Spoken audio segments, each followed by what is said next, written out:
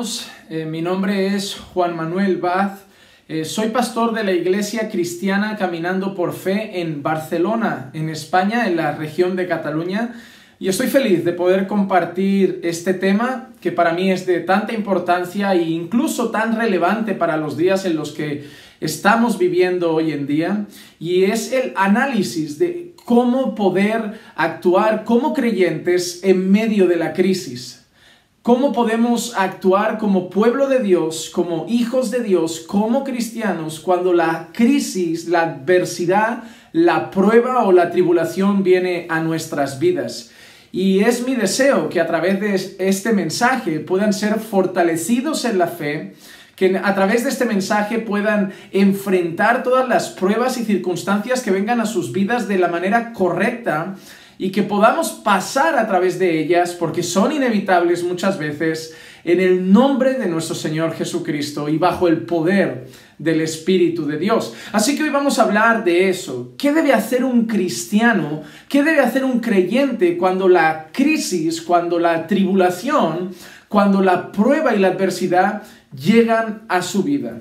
Me gustaría que me acompañasen un instante en oración al Señor, que podamos orar para pedir que Dios bendiga y dirija nuestras palabras en este tiempo que vamos a estar compartiendo. Oremos al Señor. Padre, te damos gracias por tu palabra que vamos a estar exponiendo en este tiempo. Gracias por tu palabra que esperamos que edifique el corazón de tu pueblo, fortalezca la fe de tus hijos, y que nos ayudes, Señor, a contemplar tu majestad, tu poder y tu soberanía en medio de cualquier circunstancia. Padre, sabemos que no podemos controlar todo lo que viene a nuestras vidas, pero tenemos la seguridad de que tú sí controlas absolutamente todo. Y en este tiempo, Señor, en esta hora, queremos que hables a nuestro corazón a través de tu palabra, que puedas permitirme ser un mensajero fiel de las Escrituras, que pueda ser ahora, Señor, un canal de bendición para tus hijos, para tu pueblo, y que me puedas usar para la exaltación del nombre de Jesucristo. Padre, bendícenos en ese tiempo que vamos a estar compartiendo juntos. Es lo que yo deseo y es lo que yo te pido en el nombre de Jesús. Amén, amén y amén. Bueno, hermanos, vamos entonces a adentrarnos en la palabra del Señor, y yo les invito a abrir sus Biblias allí donde se encuentren, en el libro de Apocalipsis. Apocalipsis capítulo 1, viene al final de sus Biblias, Apocalipsis capítulo 1 y versículos 9 al 20.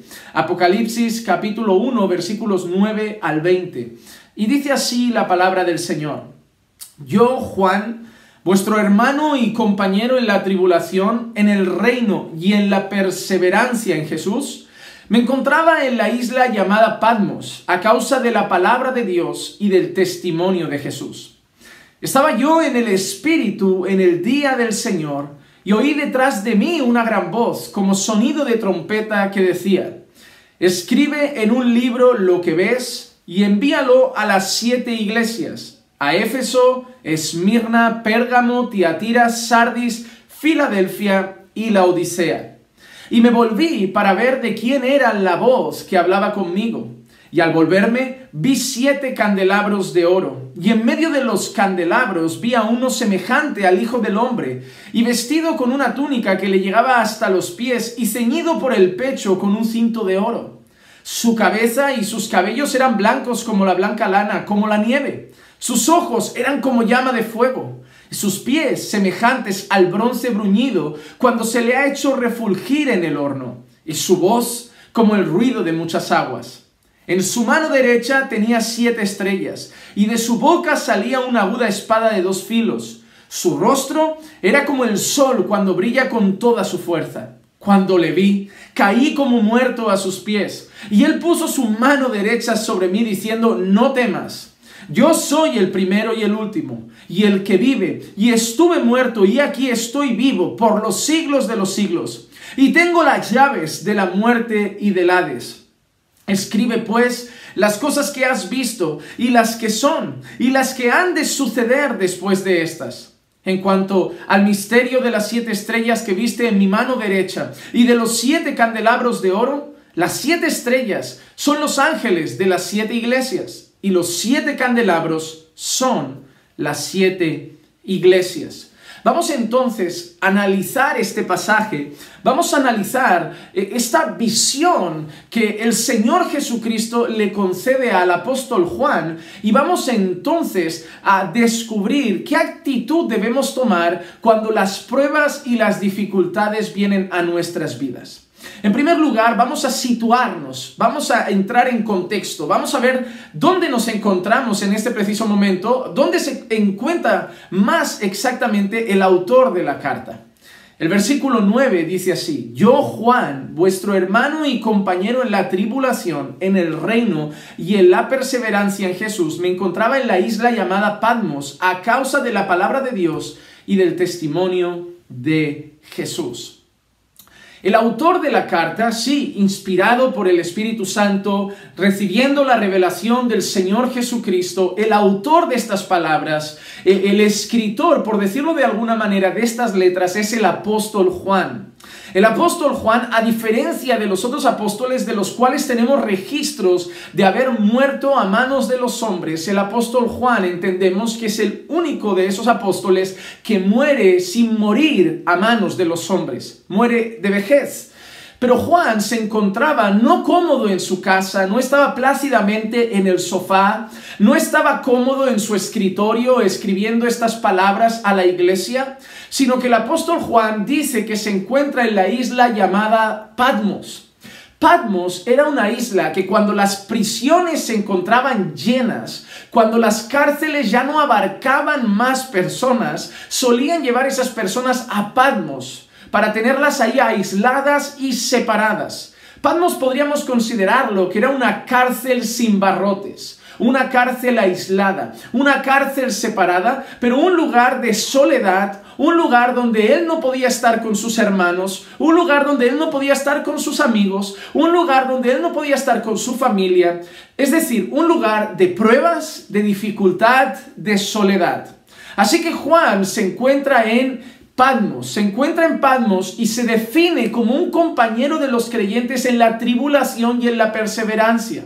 Así que Juan da por hecho que los hermanos que él tiene en la fe, los hermanos que tienen Cristo, también sufren tribulación. Y ellos son compañeros, compañeros de prisiones, compañeros de persecución, compañeros de castigo, compañeros de pruebas, compañeros de adversidad. Y Juan dice que él está en Patmos. Está viviendo esa condición y esa situación por un motivo, por la palabra de Dios y el testimonio de Cristo, es decir, por el Evangelio. Juan está allí por el Evangelio. Juan está sufriendo por el Evangelio. Juan está viviendo esa situación por causa del Evangelio de nuestro Señor Jesucristo. Así que nos encontramos un hombre que está en medio de la adversidad.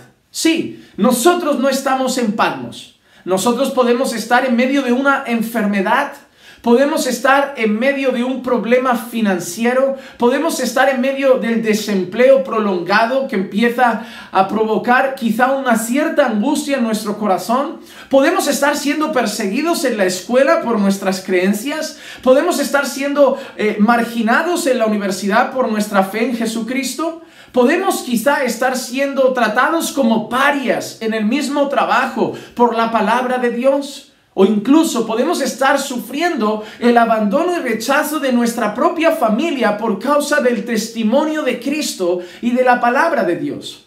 No podemos evitar que la crisis llegue a nuestra vida. No podemos evitar que la enfermedad llegue. Hay enfermedades que llegan sin avisar y de las que nosotros no somos culpables.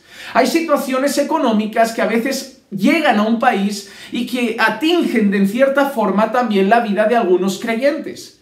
El creyente a lo largo de su vida, a veces por causa de Cristo y a veces por causa de las situaciones que vive el mundo por el propio pecado que invade al mundo, el creyente se ve salpicado de pruebas, de adversidades y de situaciones difíciles. Nos encontramos con un apóstol, con un siervo de Dios, con un hermano en la fe que está en una condición desagradable, en una condición de aislamiento, en una condición de soledad, en una condición de pruebas, y él mismo se define como un hermano en la tribulación, un hermano que ha padecido por causa de la palabra de Dios y del testimonio de Cristo. Así que nos encontramos a Juan en una situación de crisis, en una situación complicada, en una situación de adversidad, en una situación difícil. Así como nosotros, en distintos ámbitos, también podemos llegar a enfrentar situaciones difíciles o situaciones de crisis. Pero ¿qué empieza a pasar ahora? Y es donde yo quiero que desviemos nuestra mirada. Es donde yo quiero que ahora apunten nuestros ojos, los ojos de todos los hijos de Dios, para que podamos entender lo que yo quiero comunicarles este día a través de la palabra. Mira qué empieza a pasar ahora, versículos 10 al 12. Estaba yo en el Espíritu en el día del Señor, y oí detrás de mí una gran voz como sonido de trompeta que decía: escribe en un libro lo que ves, y envíalo a las 7 iglesias, a Éfeso, a Esmirna, a Pérgamo, a Tiatira, a Sardis, Filadelfia y Laodicea. Y me volví para ver de quién era la voz que hablaba conmigo, y al volverme vi 7 candelabros de oro.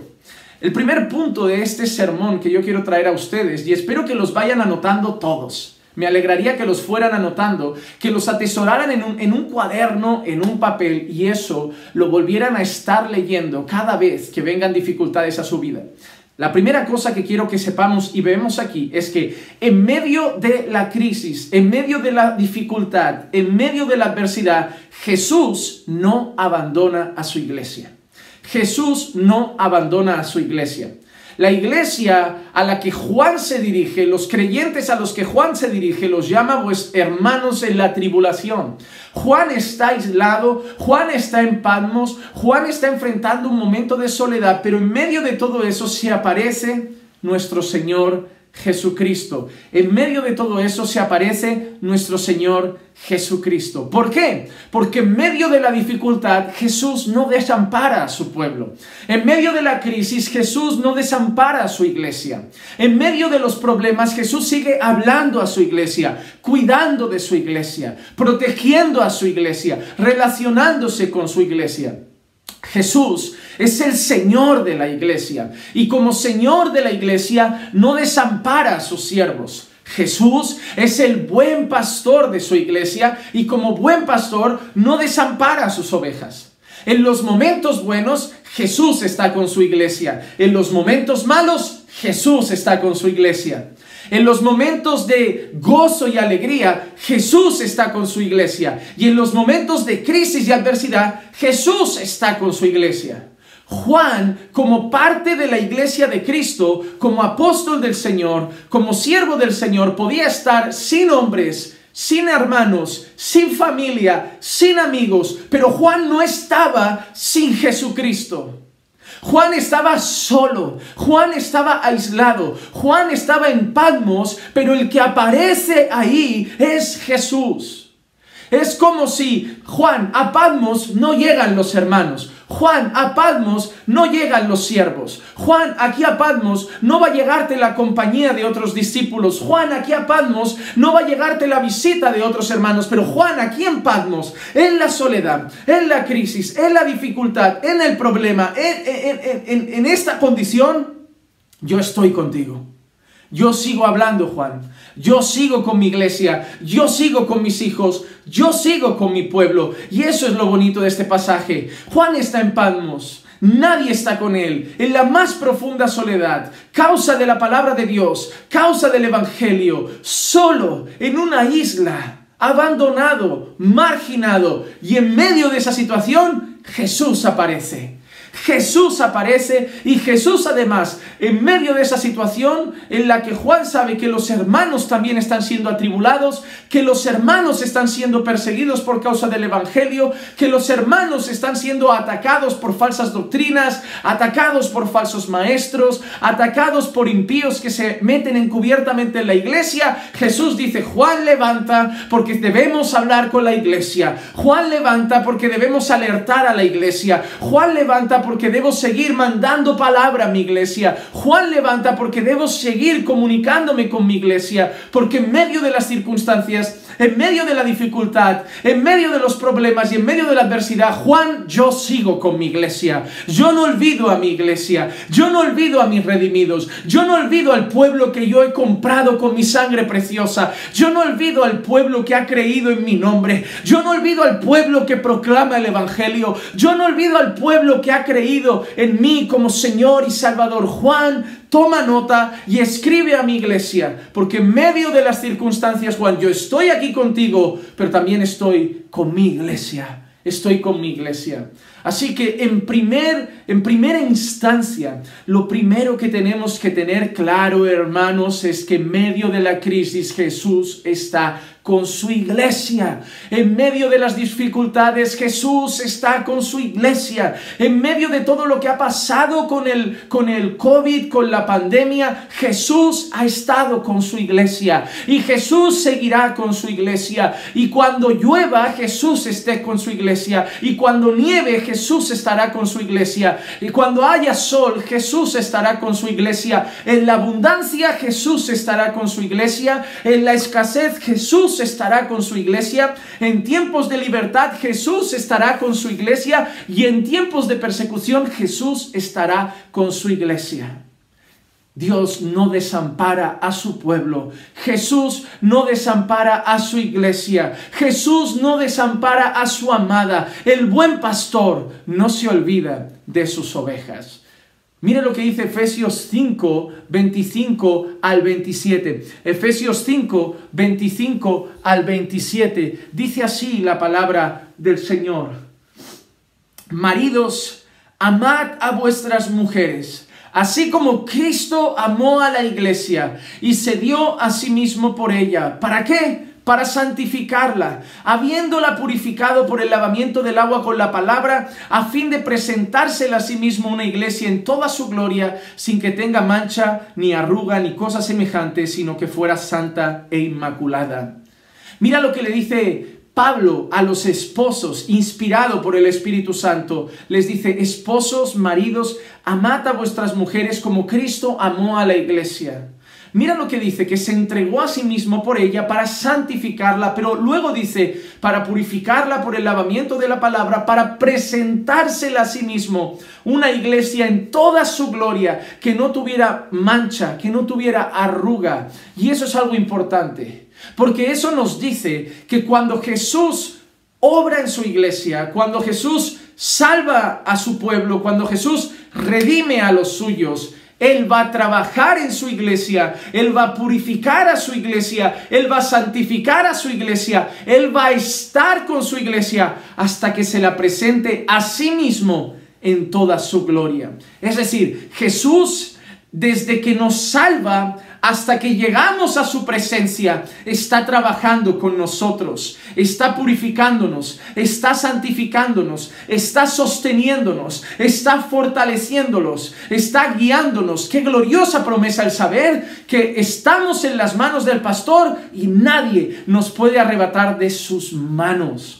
Y eso es una gran noticia. El que empezó la buena obra en nosotros la va a perfeccionar hasta el final, porque sé que Él es poderoso para cumplir sus promesas, porque sé que Él mismo es poderoso para presentarnos delante de Él en gloria sin caída. Entonces, ¿cuál es la certeza del pueblo de Dios? Que Dios no los desampara.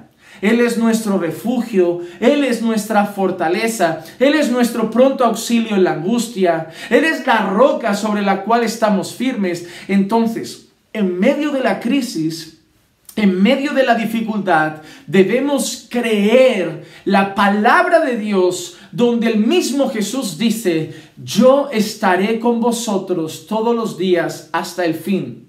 Así que no sé lo que podamos pasar. Cada uno vamos a pasar circunstancias difíciles, pero algo es cierto: a lo largo de la vida enfrentaremos circunstancias complicadas. Y en medio de todas esas circunstancias debemos recordar siempre una cosa. Siempre tenemos que tener presente algo: Dios está conmigo. Pastor, usted ha venido hasta aquí hoy. Ha subido este mensaje, ha preparado este sermón para decirnos algo tan evidente como que en medio de la crisis debemos recordar que Dios está con nosotros. Así es, porque se os olvida, porque se nos olvida muchas veces. Porque cuando todo va bien parece que tengo la seguridad y la certeza de que Dios está conmigo. Porque cuando estoy sano, cuando mi familia está sana, cuando tengo trabajo, cuando hay comida en la nevera y cuando hay dinero en la cartilla bancaria, tengo la seguridad que Dios está conmigo. Pero cuando de golpe me echan del trabajo, cuando de golpe veo la nevera y queda un poquito de comida solo, cuando veo a mis hijos y veo que no tengo dinero quizá para comprarles unos zapatos nuevos, cuando veo mi condición financiera y veo que no estoy pasando por un buen momento y encima miro a mi hogar y veo que mi esposa enfermó y veo esto, es cuando el mundo, incluso el acusador de nuestras almas, nos viene con esa pregunta que a veces invade el corazón. ¿Dónde está tu Dios? ¿Dónde está tu Dios? A lo largo de los salmos encontramos en alguna ocasión a los salmistas diciendo: mis enemigos me ven y dicen, ¿dónde está tu Dios? ¿Dónde está tu Dios? Y ¿saben qué? Yo puedo entender que el mundo pregunte, ¿dónde está vuestro Dios? Y que el enemigo quiera decir, ¿dónde está tu Dios? Como quizá le decía Job en el oído, ¿dónde está tu Dios? ¿Has perdido a tus hijos? ¿Dónde está tu Dios? ¿Has perdido tus finanzas? ¿Dónde está tu Dios? ¿Has perdido tu salud? ¿Dónde está tu Dios? Pero nosotros debemos saber, a pesar de todas esas cosas, que Dios está con nosotros. Como el texto de Habacuc, aunque la higuera no florezca, aunque los campos no den fruto, aunque no haya animales en el granero, con todo yo me alegraré en el Señor y me gozaré en el Dios de mi salvación. ¿Que dónde está nuestro Dios? En medio de la crisis, Dios está con nosotros. Cuando un bebé nace en un hospital, Dios está con nosotros. Y cuando enterramos a un ser querido, Dios está con nosotros. Cuando nos acaban de dar un empleo, Dios está con nosotros. Y cuando nos han despedido, Dios está con nosotros. Cuando abrimos la nevera y está llena de alimento, Dios está con nosotros. Pero cuando abrimos la nevera y estamos pasando por un momento en que no hay mucho alimento, Dios está con nosotros. Cuando tenemos sustento y suficiente para decir a nuestros hijos, venga hijos, os invito hoy a comer una hamburguesa fuera, Dios está con nosotros. Pero cuando nuestros hijos nos dicen, papá, cómprame una hamburguesa fuera, cómprame un helado, y dices, hijo, ahora mismo este mes no podemos, Dios está con nosotros. Cuando me voy a hacer un chequeo médico y el doctor me dice, señor Juan Manuel, usted está perfecto, está sano, está, como decimos aquí en España, está como un roble. Dios está con nosotros. Pero cuando vamos al médico y el médico nos mira y nos dice, Juan Manuel, hemos detectado un bultito aquí, tenemos que hacer una biopsia para descartar que sea algo maligno, Dios está con nosotros. En la abundancia está con nosotros y en la escasez está con nosotros, en la salud está con nosotros y en la adversidad y en la enfermedad está con nosotros. Cuando estamos bien está con nosotros y cuando pasamos por crisis, por prueba y por tribulación está con nosotros. Así que lo primero que debemos saber es que en medio de todo, en medio de la crisis, en medio de las circunstancias, debemos estar seguros que Jesús está con su iglesia, que Dios está con nosotros. Pero vamos a ir al segundo punto de nuestra enseñanza de hoy. Hemos dicho en el primer punto, Jesús está con su iglesia en medio de la crisis. Pero el segundo punto es, contempla la grandeza de ese Señor. Contempla la grandeza de ese Señor. Mira lo que quiero que leamos. Versículos 13 al 15. Y en medio de los candelabros vi a uno semejante al Hijo del Hombre. Y yo quiero que veamos la descripción que hace Juan, detallada de lo que ve en el Señor. Semejante al Hijo del Hombre, vestido con una túnica que le llegaba hasta los pies y ceñido por el pecho con un cinto de oro. Su cabeza y sus cabellos eran blancos como la blanca lana, como la nieve. Sus ojos como llama de fuego. Sus pies semejantes al bronce bruñido, cuando se le ha hecho refulgir en el horno. Y su voz como el ruido de muchas aguas. Como el ruido de muchas aguas. Hermanos, El Señor de la iglesia no es un hombre. El Señor de la iglesia no es un pastor humano y débil como puedo ser yo. El Señor de la iglesia no es un gurú. El Señor de la iglesia no es un superhéroe. El Señor de la iglesia no es un mártir. El Señor de la iglesia no es solo un profeta. El Señor de la iglesia no es solo un sacerdote. El Señor de la iglesia no es solo un rey. El Señor de la iglesia es como el Hijo del Hombre, vestido con una túnica blanca que le llega hasta los pies y con un cinto en el pecho de oro, cabellos blancos como la blanca lana y como la nieve, pies como el bronce bruñido cuando se hace refulgir en el fuego, ojos como de fuego y su voz como de muchas aguas y una espada que sale de su boca, cortante como una espada de dos filos. Ese es el Señor de su iglesia. Cuando yo paso por crisis, cuando yo paso por circunstancias complicadas, cuando yo paso por momentos de adversidad, cuando yo paso por momentos de lucha, yo debo recordar que quien está conmigo no es el hombre, que quien está conmigo no es un hombre grande y fuerte, que quien está conmigo no es un hombre con mucho músculo, que quien está conmigo no es un hombre mortal y humano, que quien está conmigo es el Rey de Reyes y Señor de Señores, el Todopoderoso, el Glorioso, el Grandioso, el Majestuoso, Jesús, Hijo del Hombre, a quien cuando Juan vio en esa gloria y majestad, cayó postrado a sus pies como muerto, cayó a sus pies como muerto. Hermano, en medio de las circunstancias no olvides la grandeza de Dios. En medio de las circunstancias no olvides la gloria de Dios. En medio de las circunstancias no olvides el poder de Dios. En medio de las circunstancias no olvides la majestad de Dios. Y en medio de todo eso sepas que ese Dios está contigo, que ese Dios te guarda, que ese Dios te cuida y que todo lo que llega a tu vida es permiso de Dios, es propósito de Dios, y en su soberanía, eternidad y grandeza Él tiene un pensamiento perfecto en todo lo que está pasando. A Él no se le escapa nada de las manos. Él no parpadea, Él no duerme, Él no se despista, Él no se descuida, y Él está cuidando de ti, cuidando de mí, porque Él cuida de su iglesia. Nuestra iglesia, la iglesia del Señor, nosotros, hermanos en la fe, hermanos en Cristo, compañeros en la tribulación, compañeros en la perseverancia en Jesús, hermanos, no estamos guardados por un conserje. La iglesia del Señor no está guardado por 4 hombres fuertes que están en la puerta. La iglesia del Señor no está guardado por 4 pastores grandes que están en la puerta. La iglesia del Señor no está guardada por 4 policías en la puerta. La iglesia del Señor no está guardada por 4 soldados en la puerta. La iglesia del Señor está guardada por Jesús. Por Jesús.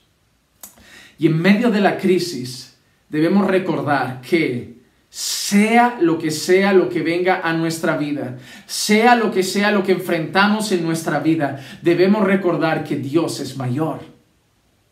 Pero pastor, estoy pasando un momento de enfermedad. Dios es mayor. Pastor, estoy pasando por un momento financiero difícil. Dios es mayor. Pastor, estoy pasando por un momento de tristeza y de angustia. Dios es mayor. Dios es más grande que eso. Dios es más poderoso que eso. Esa fue la confianza de David cuando enfrentó a Goliat.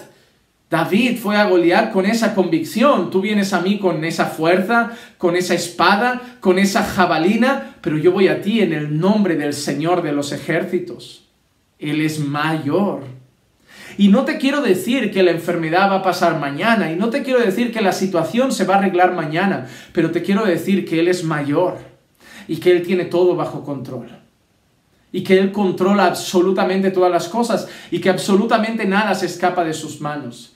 Así que en medio de las circunstancias debemos saber, en medio de la crisis, la adversidad y la prueba, que Jesús está con nosotros y que Jesús es ese hombre, ese Dios a quien Juan describe, el Hijo del Hombre, con una túnica blanca que le llega hasta los pies, con un cinturón de oro, aquí en el pecho, con los cabellos blancos como la blanca lana, como la nieve, con los pies como de bronce bruñido cuando se hace refulgir en el horno, con los ojos como de fuego, con una voz como de muchas aguas. Y ese es tu Dios. Él es poderoso, Él es grandioso, Él es majestuoso, Él es admirable, Él es el Rey de reyes y Señor de señores. ¿Acaso temeremos algo que pueda venir a nosotros sabiendo que Él es nuestro Dios? Como dijo el apóstol Pablo, yo sé en qué Dios he creído. Yo sé en qué Dios he creído. Debemos tener esa convicción, saber en qué Dios hemos creído. Cuando yo sé en qué Dios he creído en medio de la prueba, cuando yo sé en qué Dios he creído en medio de la circunstancia, yo tengo confianza porque yo sé que mi Dios está en el trono y gobierna todas las cosas, porque Él es soberano y todopoderoso. Vamos entonces ahora a ver otro texto. Quiero que leamos versículos 16 y versículo 20. Versículos 16 y versículo 20. En su mano derecha tenía 7 estrellas, y de su boca salía una espada aguda de 2 filos. Su rostro era como el sol cuando brilla con toda su fuerza. Ese es el versículo 16. En su mano derecha tenía 7 estrellas. Y mira lo que dice el versículo 20. En cuanto al misterio de las 7 estrellas que viste en mi mano derecha, y de los 7 candelabros de oro, las 7 estrellas son los ángeles de las 7 iglesias, y los 7 candelabros son las 7 iglesias.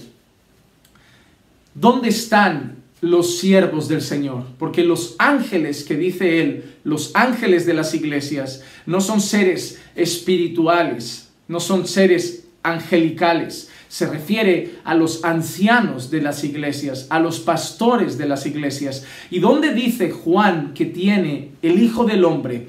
A los candelabros y las estrellas. ¿Dónde dice Juan que están los siervos y las iglesias? En la mano derecha de Dios. Hermano, en medio de la prueba y en medio de las circunstancias, en medio de la crisis, no podemos olvidar dónde estamos. ¿Y dónde estamos? En la mano de Dios. Estamos en la mano de Dios. Estamos en la mano de Dios. Cuando yo me vine a vivir aquí donde vivo ahora, yo antes vivía en un apartamento en medio de una pequeña ciudad.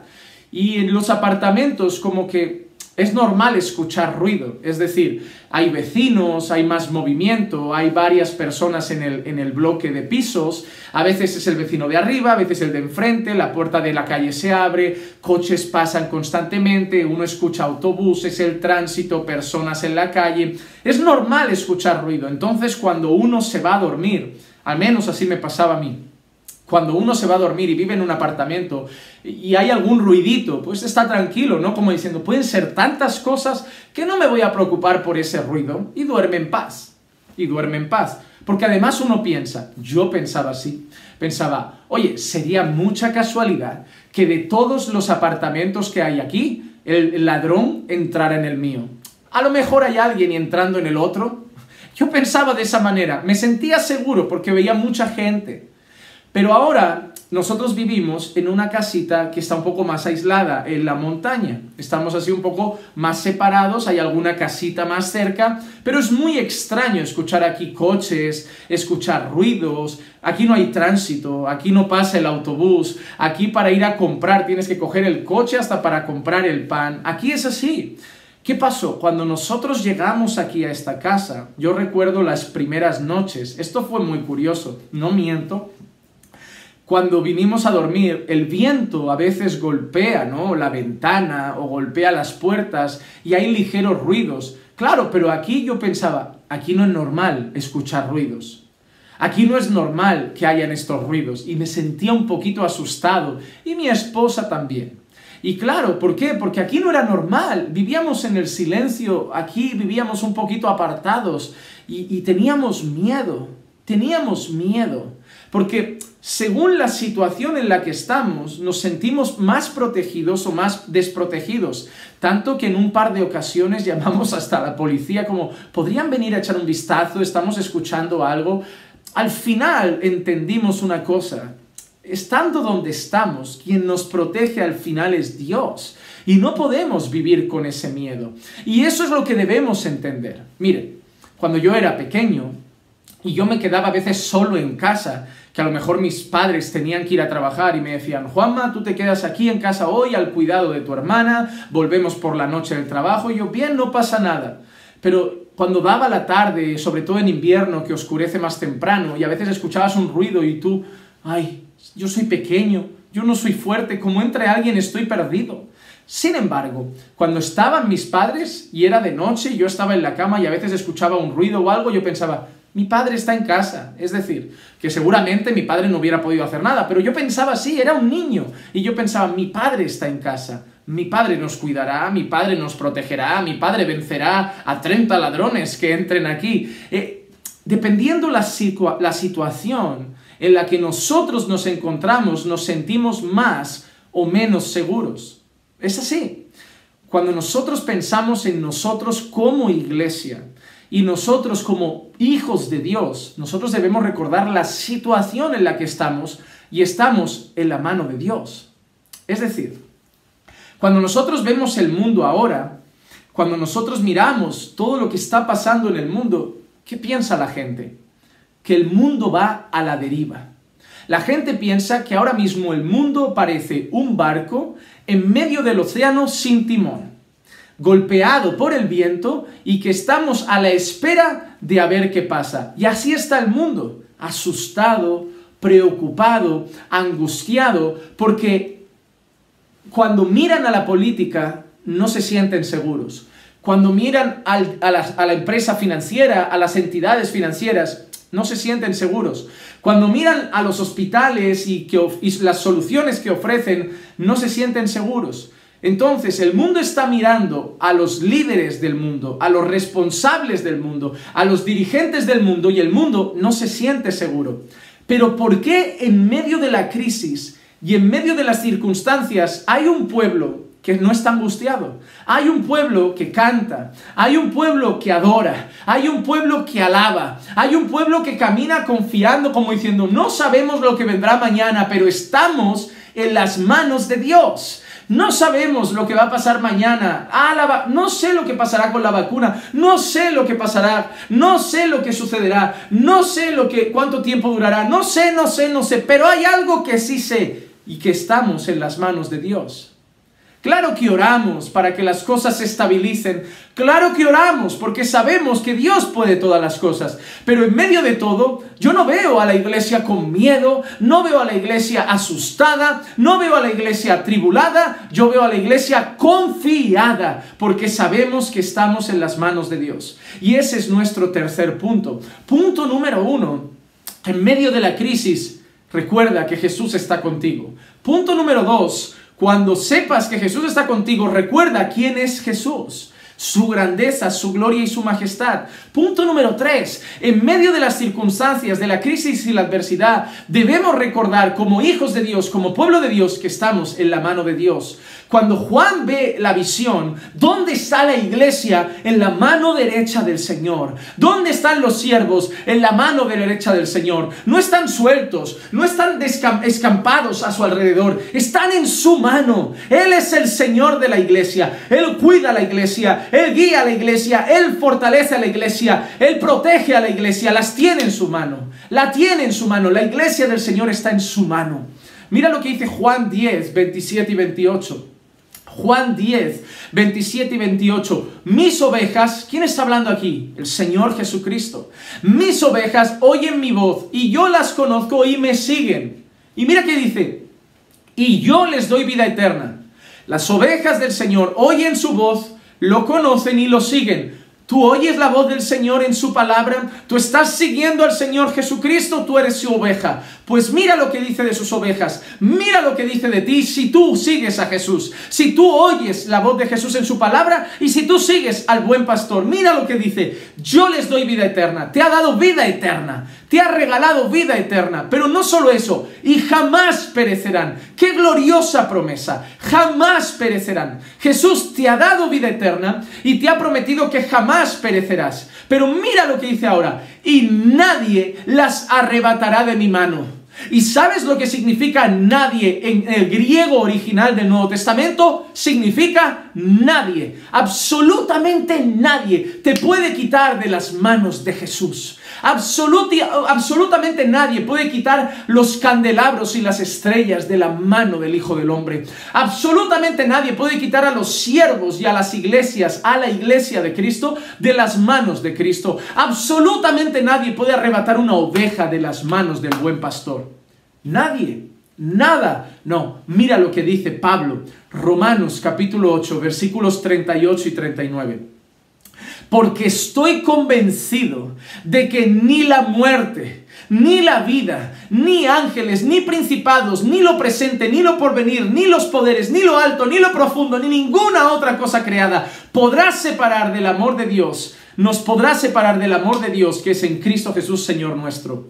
Déjame hacerte una pregunta para ver si has entendido este texto. ¿Crees que la muerte te puede separar de Jesús? No. ¿La vida te puede separar de Jesús? No. ¿Ángeles te pueden separar de Jesús? No. ¿Principados te pueden separar de Jesús? No. ¿Lo presente que estás pasando, lo que está sucediendo, te puede separar de Jesús? No. ¿Lo que está por venir, sea lo que sea, te puede separar de Jesús? No. ¿Los poderes te pueden separar de Jesús? No. ¿Lo alto y lo profundo te pueden separar de Jesús? No. ¿Alguna cosa creada te puede separar de Jesús? No. Porque eres su oveja, estás en su mano y nadie jamás perecerá en las manos del Señor y nadie jamás arrebatará una oveja de las manos del buen pastor. En medio de la crisis, Jesús está con su iglesia. En medio de la crisis es un Jesús glorioso, majestuoso, divino y todopoderoso el que está con su iglesia. Y en medio de la crisis no solo está con su iglesia, sino que estamos en sus manos y nadie nos arrebatará de sus manos. Y nadie nos arrebatará de sus manos. Y ahora, hermanos, entonces, ¿qué hacer en medio de las crisis? ¿Qué hacer en medio de las tribulaciones? ¿Qué hacer en medio de las circunstancias? Hermano, mira, sí, te tengo que decir, ora. Te tengo que decir, lee la palabra. Te tengo que decir, busca al Señor. Te tengo que decir, canta alabanzas. Te tengo que decir, ten comunión con el pueblo de Dios. Pero en medio de la crisis, el mayor consejo, el que resume todas las cosas, el que hace que todo cobre sentido. Pastor, si solo pudiera decirnos una cosa, si solo pudiera darnos un consejo, si tuviera que resumir todo en una sola frase, si tuviera que responder con una sola frase, ¿qué hace un cristiano en medio de la crisis? Yo tengo una respuesta contundente, clara y que engloba lo que acabamos de ver. En medio de la crisis, mira a Cristo. Mira a Cristo, mira al buen pastor, mira al admirable consejero, Dios fuerte, príncipe de paz, mira a nuestro Señor y Salvador Jesucristo. Mira a nuestro Señor y Salvador Jesucristo. ¿Por qué? ¿Sabes qué va a provocar mirar a Cristo? ¿Sabes qué va a provocar saber que estás en las manos de Cristo? El siguiente punto. Nos quedan solo dos y termino y son rápidos estos. No tendrás temor al futuro. No tendrás temor al futuro cuando confiamos que estamos en las manos de Jesús.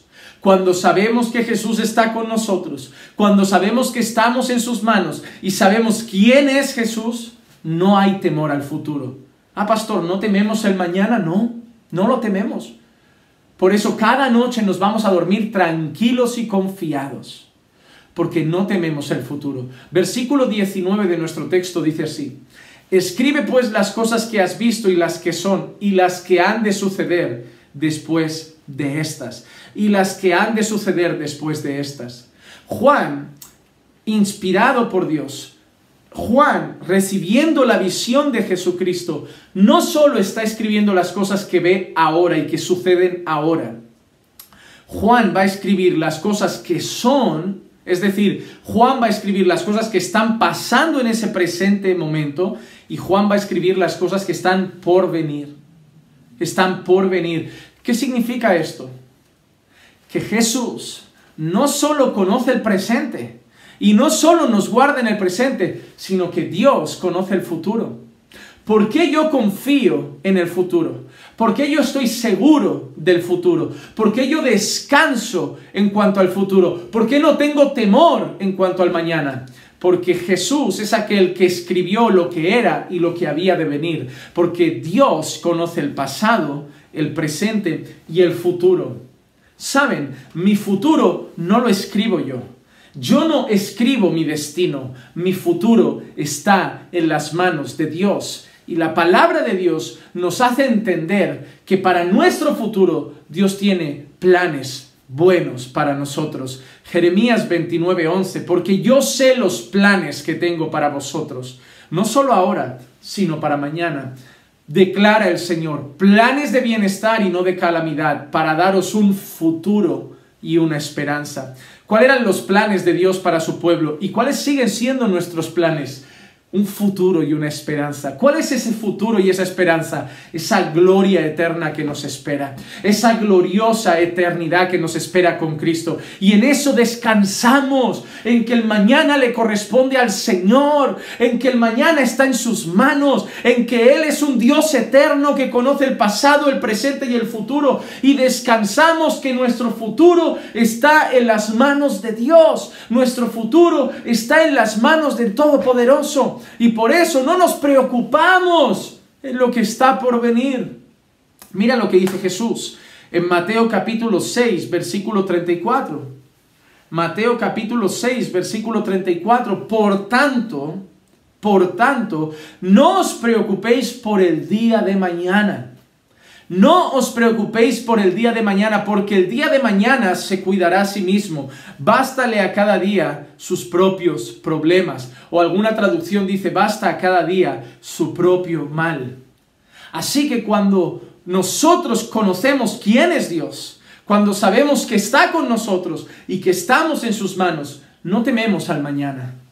No tememos al mañana. Hermanos, yo no sé lo que va a pasar mañana cuando me despierte. Voy a ser honesto, yo ni siquiera sé si mañana me voy a despertar. No conozco el futuro. No conozco más allá de lo que estoy viviendo ahora. Yo me esfuerzo por organizar el futuro. Yo me esfuerzo por planificar el futuro. Yo me esfuerzo por hacer y tomar decisiones para ir hacia donde creo que debo ir para la gloria del Señor en un futuro. Yo planifico lo que haré mañana en mi ministerio, en mi iglesia local. Yo planifico lo que haré mañana como hombre en mi casa. Y yo planifico lo que haré mañana como esposo en mi matrimonio. Pero no sé si mañana estaré. Mañana puedo salir y tener un accidente. Mañana puede darme un infarto y no levantarme por la mañana. No sé. Pero yo no me preocupo por el día de mañana, porque cada día, el día de mañana cuidará de sí mismo. Es decir, el día de mañana está en manos de Dios.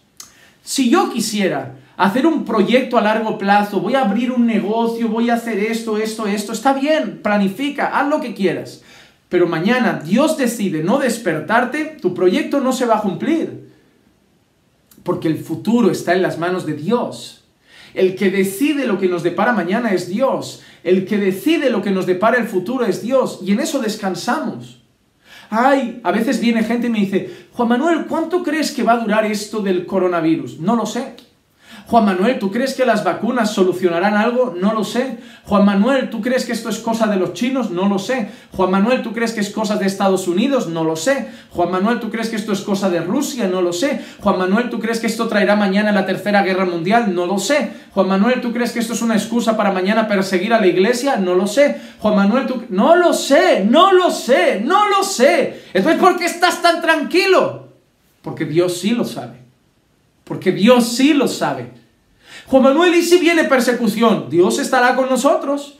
¿Y si vienen pruebas? Dios estará con nosotros. ¿Y si nos meten presos? Dios estará con nosotros. ¿Y si enfermamos? Dios estará con nosotros. Dios da, Dios quita, Dios pone la herida, Dios pone la cura. Bendito sea el Señor. Esa fue la frase de Job cuando lo estaba perdiendo todo. Dios dio, Dios quitó. Bendito sea el Señor. La vida está en sus manos. Nuestra salud está en sus manos. Nuestra familia está en sus manos. Y nuestro futuro está en sus manos. Y basta cada día su propio mal. ¿Para qué pensar en un mañana que ni siquiera estoy viviendo todavía? ¿Para qué preocuparme por el mañana? ¿Para qué afanarme por el mañana? ¿Para qué angustiarme por el mañana? ¿No dormir va a arreglar el mañana? ¿No dormir va a cambiar el mañana? No, pero el mañana está en manos de Dios. El Dios eterno, soberano y todopoderoso, que controla el pasado, el presente y el futuro, tiene el futuro en sus manos. Y por eso le está diciendo a Juan, escribe lo que es, pero escribe lo que ha de venir. Y Juan, ¿pero cómo lo sé yo? Tú no lo sabes, Juan, pero yo sí lo sé. Yo soy Dios y yo sé lo que va a pasar. Y yo sé lo que va a suceder. Y lo voy a escribir para que estéis prevenidos, porque todo lo que va a suceder, como luego le va diciendo a Juan, va a acabar en mi victoria gloriosa. En mi victoria gloriosa. Así que cuando sabemos que estamos en manos de Dios, no tememos el futuro y no tememos lo que más miedo le da al hombre. ¿Saben lo que más miedo le da al hombre? Morir. Porque el ser humano ha podido domesticar a los animales, ha vencido guerras, ha vencido batallas, ha vencido algunas enfermedades. Pero lo que el ser humano nunca va a poder vencer es la muerte. Pero el pueblo de Dios no teme a la muerte. Terminamos con los versículos 17 y 18 de nuestro texto. Cuando le vi, caí como muerto a sus pies. Y mira esta frase. Él puso su mano derecha sobre mí diciendo, no temas. No temas, Juan. Yo soy el primero y el último, el que vive y estuvo muerto. Y aquí estoy vivo por los siglos de los siglos. Y yo, Juan, Jesús, yo tengo las llaves de la muerte y del Hades. Juan, no temas. ¿Estás en Patmos? No temas. ¿Estás solo? No temas. ¿Están muriendo muchos creyentes? No temas. Yo soy el principio y el primero y el último. Yo soy el que estuvo vivo, murió y ahora está vivo por los siglos de los siglos. Juan, yo tengo las llaves de la muerte y del Hades. Cuando nosotros vemos esto, nosotros perdemos todo temor a la muerte. Cuando yo hablo a veces con mi madre no es creyente, y yo hablo pues el día que me muera, si yo me muero, si pasa esto, no hables de eso, porque hay gente que cree que si hablas de la muerte como que la atraes o algo. Y antes era así como no habléis de la muerte, no habléis de la muerte. Y yo ahora me siento tan natural hablando de eso cuando digo, no, si mañana me muero, si mañana me pasa esto, y la gente, no, pero miren, para mí el vivir es Cristo. Pero como dijo Pablo también, para mí el morir es ganancia. Es decir, el mundo cree que cuando se mueran se acaba la diversión, se acaba la juerga, se acaba el disfrute, se acaba la alegría, se acaba todo. Pero para nosotros sabemos que la muerte es como un principio. La muerte solo da lugar a la gloria. La muerte solo da lugar a lo mejor, a una vida donde ya no tendremos más pecado, más llanto, más lamento. Para nosotros la muerte no es el fin. Así que lo que más teme el hombre, el pueblo de Dios no le tiene temor. Juan 11:25, Jesús dijo, yo soy la resurrección y la vida, y el que cree en mí, aunque muera, vivirá. Así que yo quiero concluir este mensaje resumiendo esto, con el texto que hemos leído, la introducción a la visión de Juan del libro de Apocalipsis. Podemos ver algo, que en medio de las circunstancias, en medio de la crisis y en medio de la adversidad, el creyente debe mirar a Cristo, debe saber que Jesús está con él, debe saber quién es Jesús y que cuando vea a Jesús debe tener la seguridad de que Él está en sus manos y que eso le va a hacer dejar de temer el futuro y dejar de temer a la muerte. Estamos confiados, no tenemos temor al mañana, no tenemos temor a la muerte, porque sabemos que somos sus ovejas, que estamos en sus manos y de ahí nadie nos va a arrebatar. Jesús está en el trono, gobernando absolutamente todas las cosas. Y nosotros, en medio de la crisis, estamos confiados. Y por eso, mientras el pueblo se desespera y el mundo se desespera, nosotros seguimos cantando aquel que vive y reina para siempre. Oremos. Padre, gracias por tu palabra. Deseo, Señor, de corazón que el mensaje de hoy, Señor, traiga fe, traiga gozo, traiga esperanza, traiga consuelo, Señor, y fortalezca el ánimo de algunos que ahora puedan estar pasando por crisis. Quizás, Señor, este vídeo llegue a personas o familias que están pasando por momentos difíciles y yo anhelo que tu Espíritu traiga convicción a sus corazones de saber que son tus hijos, que son tu pueblo y que tú los vas a guardar, que están en tus manos y que ahí están seguros, sin temor al mañana y sin temor a la muerte. Gracias, Padre, porque hoy tu palabra ha sido un refrigerio para nuestra alma y te agradecemos por todo. En el nombre de Jesús. Amén, amén y amén. Hermanos,